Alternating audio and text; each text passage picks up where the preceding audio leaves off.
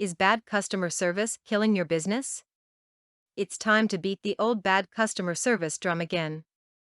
I know, I'm sick of beating the drum, too, but as long as bad customer service runs rampant through so many businesses, I feel it is my entrepreneurial duty to bring it to your attention.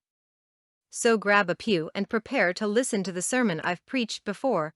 Bad customer service is the bane of business. If the Almighty smote down every business that dispenses bad customer service, the world would be a much friendlier, albeit much sparser place.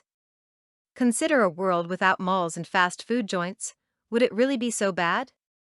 What puzzles me most is, if bad customer service is such a death knell for business, why do so many businesses allow it to go on?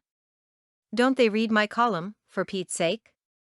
I think the problem is that most bad customer service is doled out, or at least condoned, by business owners and managers who have ceased caring what their customers think. When you stop caring what your customers think, it's time to close the doors. Go find a day job. You'll make someone a wonderfully disgruntled employee. My latest parable of lousy customer service was actually experienced by my better half while attempting to buy my daughter a pair of basketball shoes.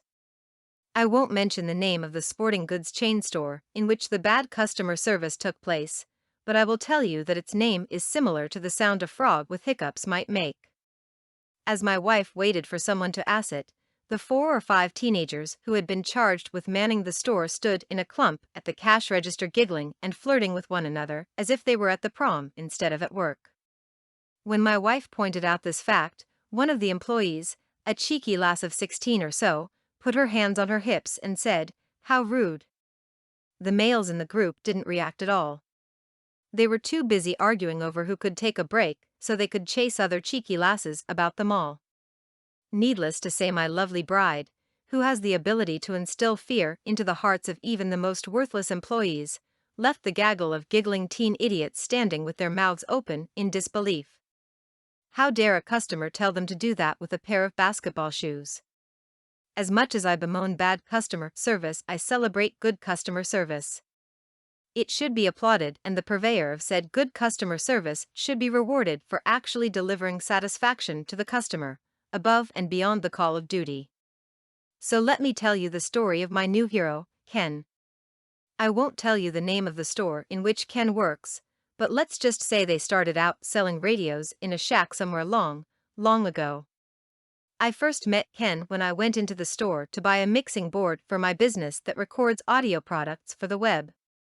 In a nutshell, you plug microphones into the mixing board, then connect it to the computer, and you can record audio directly to digital format. Totally beside the point of this article, but I didn't want you thinking that I was purchasing non-manly cooking utensils. When I got the mixer installed, it didn't work. So I boxed it up and headed back to the store to return it. When I told Ken my problem, he didn't just grunt and give me my money back as so many bad customer service reps would do. Instead, he asked, "Do you mind if I try it?" "Knock yourself out," was my reply, confident that if I couldn't get it to work, neither could Ken. Ken took the mixer out of the box and went about hooking it up to one of the computers on display. He started pulling power cords and cables off the display racks and ripping them open and plugging them in. He tore open a new microphone and an adapter and kept going until he had the mixer hooked up and working. Yes, I said working. It turns out the mixer was fine. I just had the wrong power adapter. Ken could have just given me my money back and been done with me. Instead, he spent 15 minutes and opened a number of other packages that I was under no obligation to buy just to help me get the thing working. I was so impressed that I not only kept the mixing board, I also bought another $50 worth of products. And the next time I need anything electronic, guess where I will buy it? Even if it costs twice as much, I'll buy it from Ken. Now here's the moral of the story. If you are a business owner who has a gaggle of teenagers in charge of customer service at your store, you would be better off replacing them with wild monkeys. At least monkeys can be trained. For more content like this, please visit learnforfree.biz. Content produced and distributed by AllSuperInfo. All rights reserved. Discover the proven formula for automated sales and success that you can apply to your business in under 30 minutes. Reserve your seat at allsuper.info/webinar.